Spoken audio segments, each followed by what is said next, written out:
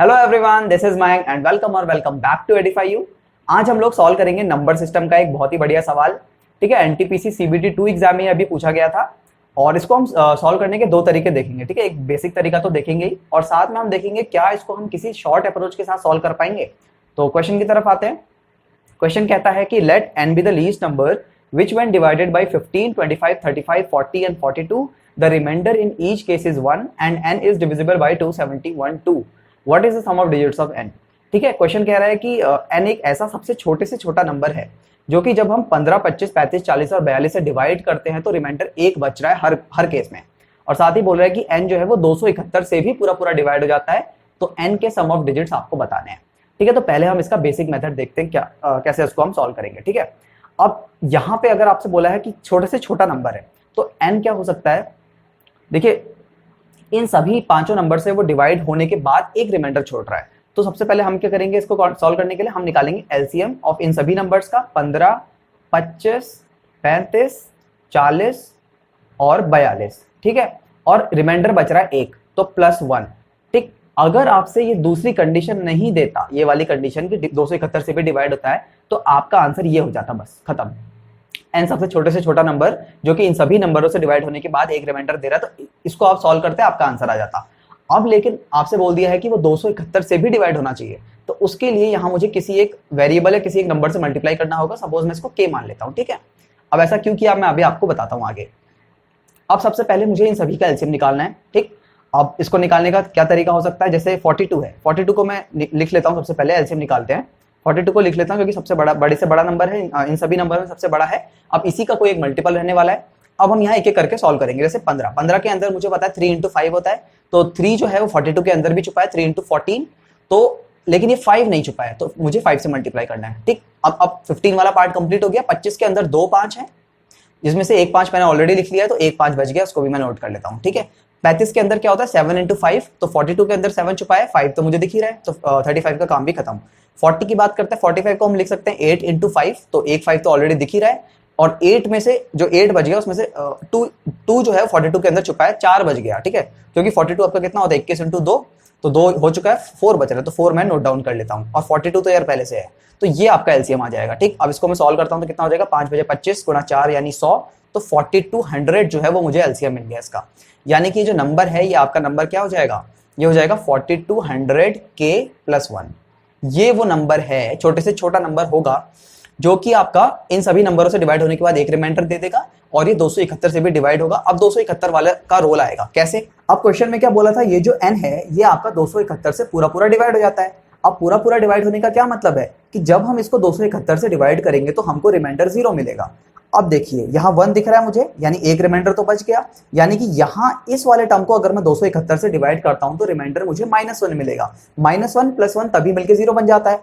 अब -1 रिमाइंडर का क्या मतलब है, इसका मतलब हो गया इसमें जो 271 ऐड कर देना है, यानी कि 270 रिमाइंडर। ठीक है, -1 का मतलब यही हुआ, यानी यहां से मुझे 270 रिमाइंडर मिलना चाहिए, और +1 तो यही है ही, 270 + 1 271, जो कि 271 से डिवाइड होने के बाद आपका रिमाइंडर 0 छोड़ेगा। अगर आपको थोड़ा नॉलेज होगी तो आपको पता होगा। तो यानी कि ये जो नंबर था 4200 के, इसको अगर मैं 271 से डिवाइड करता हूं तो 270 मेरा रिमाइंडर आना चाहिए। अब इसको पता करने के लिए मैं क्या करूंगा, सबसे पहले मैं 4200 को डिवाइड करूंगा किससे, 271 से। ठीक है, इसको मैं पहले करके देखता हूं। तो 271 से मैं डिवाइड करूंगा किसको, 4200 को। ठीक है, इस तरीके से आप कर सकते हैं, कैसे भी कर सकते हैं।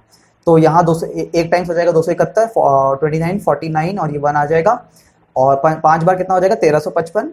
ठीक है, अगर इसको सब्ट्रैक्ट करता हूँ तो 90 से 55 गया 35, और ये 1 135।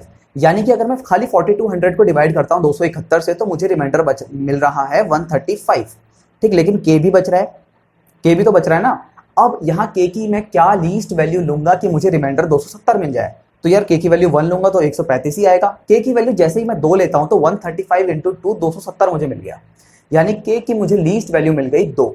तो यहां से अगर मैं और n नंबर निकालना चाहूंगा, n कितना हो जाएगा आपका, n हो जाएगा 4200 × 2 + 1 यानी 8400 + 1, तो 8401 मुझे वो नंबर मिल गया, जो कि 15, 25, 35, 40, 42 सबसे डिवाइड होने के बाद एक रिमाइंडर भी देगा, और 271 से भी ये पूरा पूरा डिवाइड हो जाएगा। अब आपसे क्या पूछा था कि सम ऑफ डिजिट्स ऑफ n बताइए, तो n के सम ऑफ डिजिट्स कर लीजिए, 8 4 12 और 1 13, यानी आपका डी वाला ऑप्शन आपका करेक्ट होगा, 13 आपका आंसर आ जाएगा। ठीक है, इस तरीके से आपको इसको करना है। अब इसके बाद हम देखेंगे क्या इसको हम किसी शॉर्ट अप्रोच के साथ कर सकते थे। अब इस तरीके से आप करेंगे तो आपको 1 से 1.5 मिनट लग सकता है। अब जैसे यहाँ मैं देख रहा हूँ ना, जैसे ही मुझे पता लगा कि सम ऑफ डिजिट्स ऑफ एन पूछा है, तो सम ऑफ डिजिट्स ऑफ एन से मेरे दिमाग में क्लिक करेगा कि डिविजिबिलिटी वाला रूल कहाँ कहाँ पे सम ऑफ डिजिट्स वाला फॉलो करता है। जैसे 3 वाला जो है, 3 का डिविजिबिलिटी रूल और 9 का डिविजिबिलिटी रूल, इन दोनों के लिए हमारा सम ऑफ डिजिट्स किया जाता है। अब यहाँ मैं देख रहा हूँ ये जितने भी नंबर मुझे दे रखे थे, इन सभी के अंदर क्या मुझे 9 दिख रहा है? तो 15 के अंदर 3 इंटू 5 है, यहाँ नहीं है, यहाँ अगेन नहीं है, यहाँ नहीं है, यहाँ भी केवल 3 इंटू कितना 14 है, तो 3 मुझे दिख रहा है। यानी कि कोई भी नंबर, अब देखिए ये एक छोटा सा कॉन्सेप्ट है, आपको पता होगा नहीं पता होगा तो बढ़िया है, मतलब नहीं कोई बात नहीं, मैं आपको बता देता हूँ। जैसे कोई भी आपको नंबर लिखा है, सपोज जैसे मुझे पता है 100, मैं क्या लिखता हूँ, 100 आपका 24, 124 लिख लेता हूँ। अब पता करने के लिए कि क्या ये नंबर आपका 3 से डिवाइड होता है, हम क्या करते हैं, सभी डिजिट्स को ऐड कर लेते हैं, 4 5 6 7, 7 आ रहा है जो कि 3 से डिवाइड नहीं होता है, इसलिए नंबर 3 से डिवाइड नहीं होगा। लेकिन अगर आपसे बोलते कि 124 को 3 से डिवाइड करने पे क्या रिमाइंडर बच रहा है, तो या तो आप 3 से 124 को पूरा पूरा डिवाइड कर लीजिए, ठीक, कितना आ जाएगा 120, 4 3, एक रिमाइंडर बच रहा है। या दूसरा तरीका क्या होता है, हम इन सभी डिजिट्स को ऐड कर लेते हैं, 4 5 6 7 आ रहा था, तो इस 7 को मैं 3 से डिवाइड करूंगा डायरेक्टली, तो ये कितना आएगा, एक रिमाइंडर। तो ये भी तरीका आप अपना सकते हैं, ये भी तरीका अपना सकते हैं। और लेकिन ये जो शॉर्ट वाला तरीका है ज़्यादा बेटर है, इसका यूज हम यहाँ पे करेंगे इस क्वेश्चन में। अब जैसे आपसे क्वेश्चन में बोला था what is the sum of digits of N, N के सम ऑफ डिजिट्स क्या है। अब जैसे मुझे वो नंबर पता है, वो नंबर क्या था, ये वाला नंबर था, वो कहाँ गया, इस तरीके से लिख देता हूँ, बहुत ही मिक्स हो गया है। वो नंबर था आपका 4200 k+1, ये आ रहा था ना। यानी कि अब यहाँ मुझे पता है ये वाला जो टर्म है ये 3 से पूरा पूरा डिवाइड हो जाता है, क्योंकि मुझे 15 दिख गया, 42 दिख गया, 9 तो नहीं दिखा, तो इसका मतलब मुझे पता है ये तो 3 से डिवाइड हो रहा है।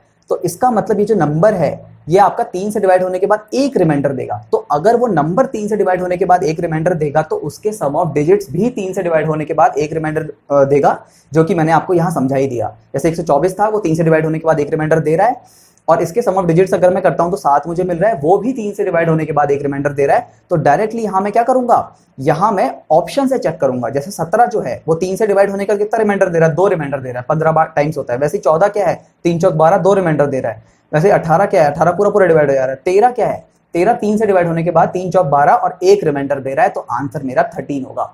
इतना आपको करने की जरूरत नहीं थी, एक बार आपको ऑप्शन में गो थ्रू हो जाना है। लेकिन हो सकता है ऑप्शन आपको थोड़े ज्यादा दे दे, हो सकता है कोई ऑप्शन आपको दे दे 16, कोई ऑप्शन दे दे 19 और 13 दे रखा है, तो आप कंफ्यूज हो जाएंगे। तब आपको इस तरीके से नहीं करना है, इसीलिए तब आपको बेसिक मेथड भी आना जरूरी है, ठीक है। तो यही था यार, मतलब सबसे पहली बात होती है कि जैसे क्वेश्चन दे रखा है, फटाफट आपको चेक करना है 5 से 10 सेकंड के अंदर क्या कोई शॉर्ट अप्रोच लग रही है। अगर लग रही है तो बहुत बढ़िया, नहीं लग रही है तो आपको बेसिक मेथड पे आ जाना है। और बेसिक मेथड मैंने आपको समझा दिया।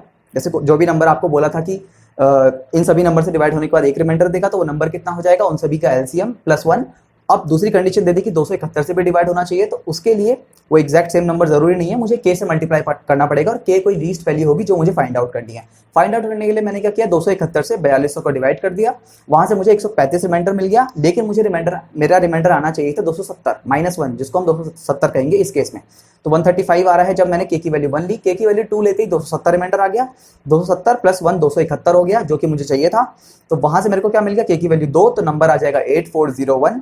तो आप सभी डिजिट्स को ऐड कर लीजिएगा, आपका आंसर आ जाएगा, ठीक है। तो आई होप आपको ये वीडियो पसंद आई होगी, पसंद आई तो प्लीज लाइक कीजिएगा, ज्यादा से ज्यादा शेयर कीजिएगा, and thank you so much for watching. जय हिंद।